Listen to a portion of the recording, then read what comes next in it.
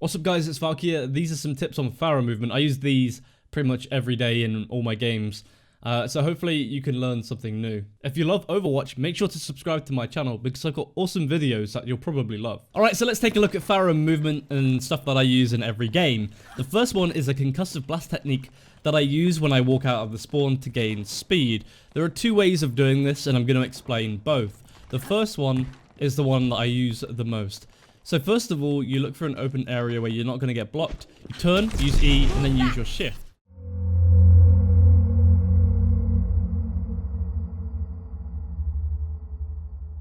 The reason you do this is because the E gives you momentum, and then the shift, if you're walking forward, for example, it also gives you a bit of speed. So you kind of continue that momentum by using the shift. Now I've got a custom setting going on right now. I've got cooldowns on 0, so I don't need to wait 10 seconds to show you the next one. So that's the most common one that I use to gain speed at the beginning of games, or if I've been taken out and I want to get back as quickly as possible. The second one is if I go out here, for example, this building's very low down. So even if I do my E and then shift, I'm probably going to get stuck. So you actually do it the other way around. You use shift and then you use your E.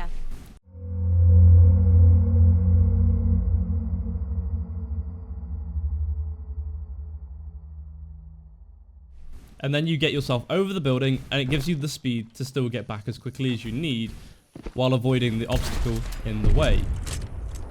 So I've done my concussive blast and my shift. What happens then? So I do fuel management. Basically that means you don't do this where you're just holding down your hover button and depleting all of your fuel. It means that you tap it. And when you tap it, what happens is that the fuel refills itself and gives you that extra little bit of hover. Now this is the secret also to flying forever, which I'm going to show you how to do after this part. So what you want to do is you want to try and keep yourself flying in a straight line. You don't want to be going up too high, you don't want to be going down too low, because if you're going too low, then you're going to be using too much fuel to get to the straight line. And if you're going too high, that means you're already using too much fuel. So if I want to fly towards these dragons on the wall, you see how I'm keeping myself straight, and then once I get to the wall, I have enough fuel left to go over the top. Now don't forget, when you use your boost as well, your shift, the fuel refills itself. So you want to let go of hover and let it fill up all the way, or as much as you can at the peak of the jump before you start falling. As soon as you start falling, that's the time to get back onto the hover and try and keep yourself in a straight line. So let's take another look at what it looks like when you use your boost and it refills your hover meter. So let's say I'm using my hover here and I'm about to run out of fuel. So I boost up, it refills, and just before I start falling down again is when I start using my hover to keep myself up. Now let me show you how you can fly forever. I've taken off the cooldowns on the shift and the E so I can do this properly. Now what you need to do is you need to boost, and then as soon as you're at peak your jump, then that's when you start using your hover. So what you do is you time. I've got 4 seconds left on my cooldown. 3, 2, 1, and I've got enough. Let it refill again and then start hovering once again. 7 seconds remaining. 6, 5, 4. Keep tapping it. 2 seconds left. 1. And actually what you'll find is you'll actually gain height when you do this.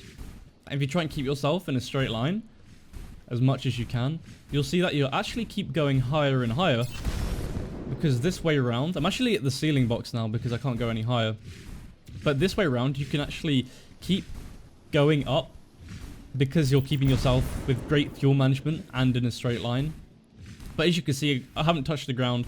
I can pretty much go anywhere on the map. If I need to drop down to gain more fuel, I can do. If I see that the cooldown is about to be over, then I can get back up. That's one of the tricks you need to do, is to fall down if you need to replenish. I've got 3 seconds left. I need some fuel. Fall down before I hit the ground. Back up. Regen the fuel. 8 seconds remaining. 6, 5, 4, 3. Now this one's going to be a tight one, but I can do it. 2, 1, and then back up again. Fuel regens. And I continue to floating around, and this is just down to good fuel management. Once you can do this without touching the floor, this is when you know that you have got really good fuel management. Keep in your straight line, keep tapping it ever so slightly, and this takes a little bit of practice, but after a while you should be able to get it. But so far haven't touched the ground. You can also put your movement skills to test as well, going through, trying not to touch anything, going through this area here, floating around. You can even add a concussive blast in. But yeah, so that is how you fly forever. Watching some other people play Pharah, I found that they'll use their boost when really they should be using their fuel. So for example, I've just boosted up here, but you can get the same result just using fuel. Now this is what I would be doing. Why? Because the fuel replenishes very quickly, and also keeping my boost free can keep me out of trouble. Keeping one of two abilities free can really save you. If you can keep both free, then that's even better, because then you can do the combos such as the Concussive Blast on the wall and then boosting to give you speed to get away. But next time you're about to use your shift or your boost, just think to yourself, is that something that you can use your fuel for?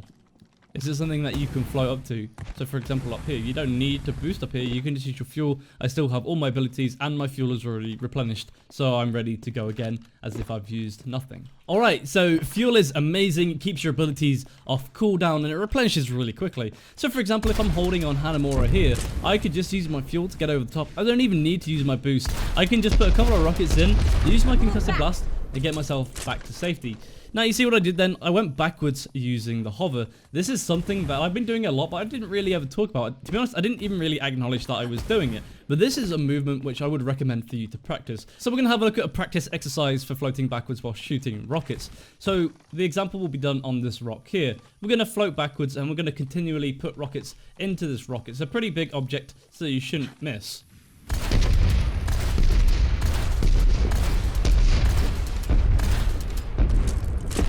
Once you get good enough at hovering backwards, it'll become like second nature. So you can hover and you'll be able to navigate the maps as if you're going forwards, but just using the backwards hover. It's really important that you can do that as well, because then you can keep your eyes on what's going on without having to turn around. Pharah's not only just great in the air, she's also great on the ground. A lot of the times I can spend my time behind a Reinhardt shield, just burning down their shields as well. Also, when you're on the floor, you move faster left and right than if you're kind of floating, because there's a bit of a delay before you move each side. So if you're on the floor, you can actually just kind of strafe and peek and put rockets in. And that's actually quicker than if you're doing it floating, because there's that little delay, which means you could take that extra bit of damage. It's something that I do when I know other people are on the floor, and you can kind of peek, put rockets in on either side at the front, and by the time you put the rocket in, you can hide yourself away because the rocket's a projectile. You don't need to continually see them like a hit scan. But that's another technique that I use in terms of movement, just by being on the floor and playing kind of ground bird and just being around the floor and then getting myself up when I need to. So let's talk about attacking movements. So for example, I do a Concussive Blast and a boost to create pressure on the enemy. So what you do is turn around, and it's the same as when you're coming out of the spawn pretty much, except when you go up with your boost, you shoot a rocket as close to or directly onto the hero that you're trying to shoot, the enemy. We're low? We're down? We're down. Oh, never mind. So you go up, one rocket in, and if you get a second rocket on, if it's a squishy hero, they can go down very, very quickly. Now, you've got to be careful with soldiers when they put down their heal, because if they do, they're going to require maybe 3 to 4 rockets. So you want to try and get them on your second rocket. I have a guide on taking out Widowmaker's soldiers and McCree's, which actually goes into quite some detail about that move. I'll put a link to the video in the description of this one. Something you should definitely be doing as Pharah is using the environment to your advantage. That means knowing which buildings that you can fly over and keeping yourself safe away from enemy fire. So I could boost up, put a couple of rockets in here and get myself back out safely. It means I've been able to put some damage into the enemy team, keep myself safe, and it's somewhere which they don't expect you to be straight away. So spend some time going through maps and knowing which areas you can get over the top of. This is something which is going to become very important, especially if you're trying to climb the ranks as Pharah.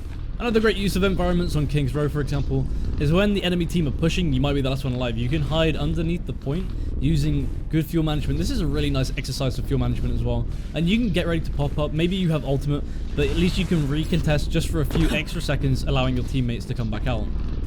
Alright, let's say there's a Widow on the archway of Anubis.